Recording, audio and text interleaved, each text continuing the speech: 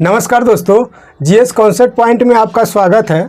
जैसा कि पिछले वीडियो में हम लोगों ने 1858 के भारत शासन अधिनियम के बारे में पढ़ा था, आज के वीडियो में हम लोग 1861 के भारतीय परिषद अधिनियम के बारे में पढ़ेंगे और जानेंगे कि इस अधिनियम के तहत कौन कौन से मुख्य प्रावधान किए गए थे एवं संवैधानिक विकास के दृष्टिकोण से किस तरह से महत्वपूर्ण थे।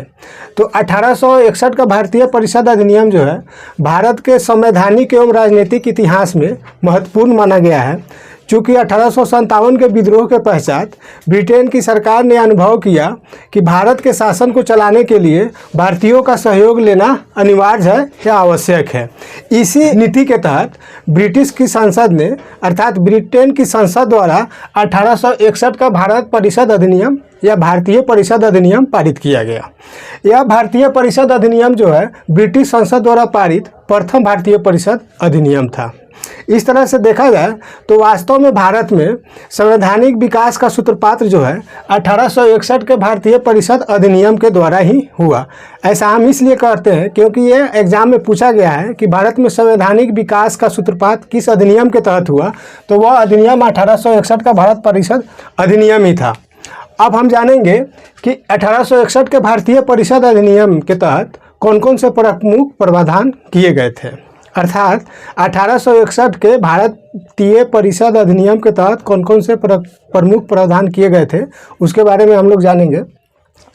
तो इसमें पहला प्रावधान यह था कि वायसराय के परिषद का विस्तार किया गया एवं इस विस्तार नीति के तहत भारतीयों को विधि निर्माण की प्रक्रिया में शामिल किया गया।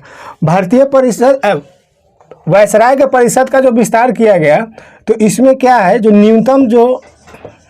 न्यूनतम 6 एवं अधिकतम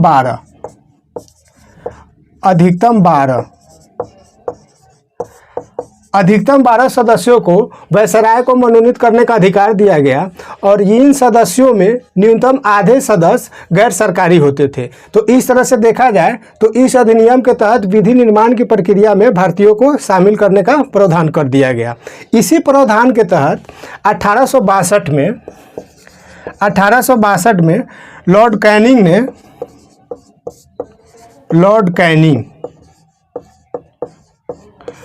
कैनिंग ने बनारस के राजा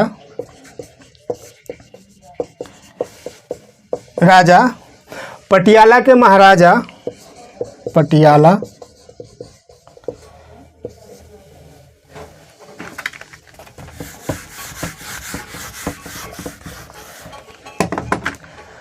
पटियाला के महाराजा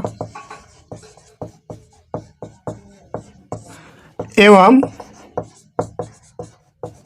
सर दिनकर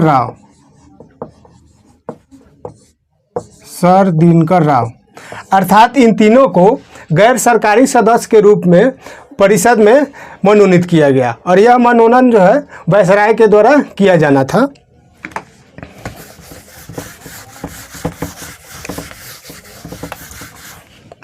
वायसराय के द्वारा किया जाना था। अब इसमें हम क्या देखते हैं कि यह जो इस गैर सरकारी सदस्य थे, इसलिए क्योंकि इनका कार्यपालिका पर कोई नियंत्रण का अधिकार नहीं था, इसलिए इसको गैर सरकारी सदस्य माना गया या कहा जाता है। इनका कार्य केवल विधि निर्माण में सहयोग करना था, न कि कार्यपालिका पर नियंत्रण करने का। अब हम अगला प्रावधान देखेंगे। अगला प्रावधान यह था कि इसके तहत मद्रास एवं बम्बई की सरकारों को पुनः से विधि निर्माण का अधिकार दे दिया गया, अर्थात वह कानून का निर्माण एवं उनमें संशोधन करने का अधिकार प्रदान कर दिया गया और विकेंद्रीकरण की प्रणाली को शुरुआत की गई। ऐसा इसलिए क्योंकि 1773 के रेगुलेटिंग एक्ट के तहत भारत में एक केंद्रीकृत प्रणाली की शुरुआत की गई थी, जबकि इसके विपरीत 1861 के भारतीय परिषद अधिनियम के तहत विकेंद्रीकरण की प्रणाली प्रारंभ की गई, क्योंकि पुनः से मद्रास एवं बम्बई प्रेसिडेंसी की सरकारों को कानून बनाने और उनमें संशोधन करने का अधिकार प्रदान कर दिया गया और इन प्रांतीय परिषदों द्वारा बनाया गया कोई भी कानून वैध तभी माना जाता था जब उस पर गवर्नर जनरल की अनुमति हो, तभी जाकर वह वैध माना जाता था। अब इस अधिनियम के तहत अगला प्रावधान क्या था? अगला प्रावधान यह था कि बंगाल, उत्तरी पश्चिमी प्रांत एवं पंजाब, बंगाल,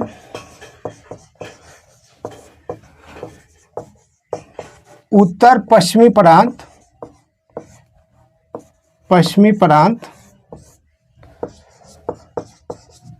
एवं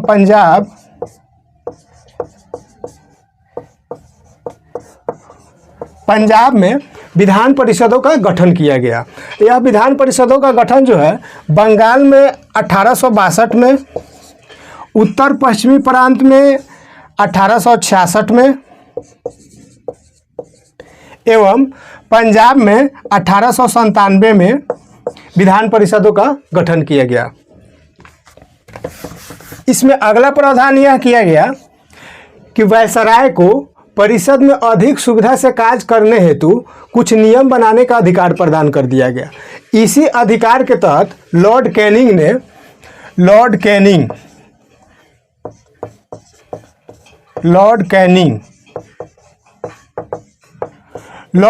ने भारत में विभागीय प्रणाली की शुरुआत की। इसे पोर्टफोलियो सिस्टम भी कहा जाता है। पोर्टफोलियो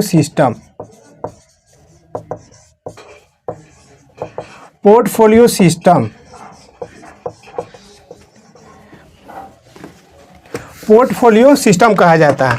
इस तरह भारत में देखा जाए तो इस अधिनियम के तहत मंत्रिमंडलीय व्यवस्था का परिणाम हुआ या मंत्रिमंडलीय प्रणाली की नींव पड़ी। और इसके तहत क्या था कि परिषद के किसी भी अधिकारी को एक विभाग अथवा उससे अधिक विभागों का प्रभार दिया जा सकता था और यह अधिकारी जो है अपने विभाग के माध्यम से और परिषद की ओर से आदेश या कानून पारित करवा सकता था। इस अधिनियम का अगला प्रावधान था कि इसके तहत वायसराय को आपातकालीन परिस्थितियों में अध्यादेश जारी करने का शक्ति प्रदान कर दिया गया।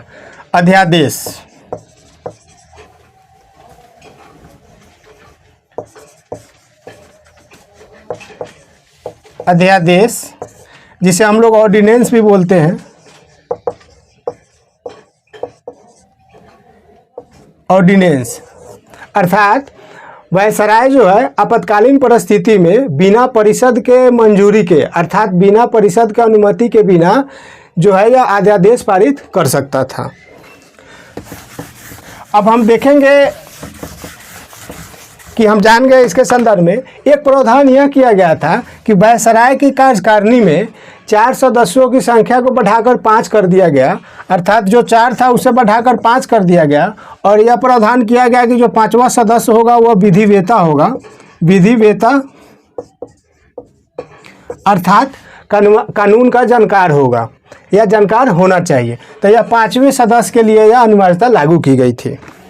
अब हम एक बार यह देख लेंगे कि इस अधिनियम में कौन कौन से परीक्षा के दृष्टिकोण से महत्वपूर्ण पॉइंट है और क्या क्या पूछे जा सकते हैं। तो पहला यह है कि इससे संदर्भ में पूछा जा सकता है कि भारत में किस अधिनियम के तहत संवैधानिक विकास का सूत्रपात हुआ। तो 1861 के भारत परिषद अधिनियम के तहत शुरुआत हुआ। दूसरा हम यह जानेंगे कि भारतीयों को किस अधिनियम के तहत विधि निर्माण की प्रक्रिया में शामिल किया गया।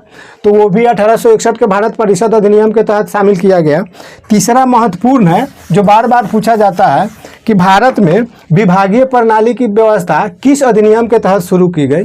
तो वह 1861 के भारतीय परिषद अधिनियम के तहत ही भारत में विभागीय प्रणाली या मंत्रिमंडलीय प्रणाली की नींव पड़ी थी।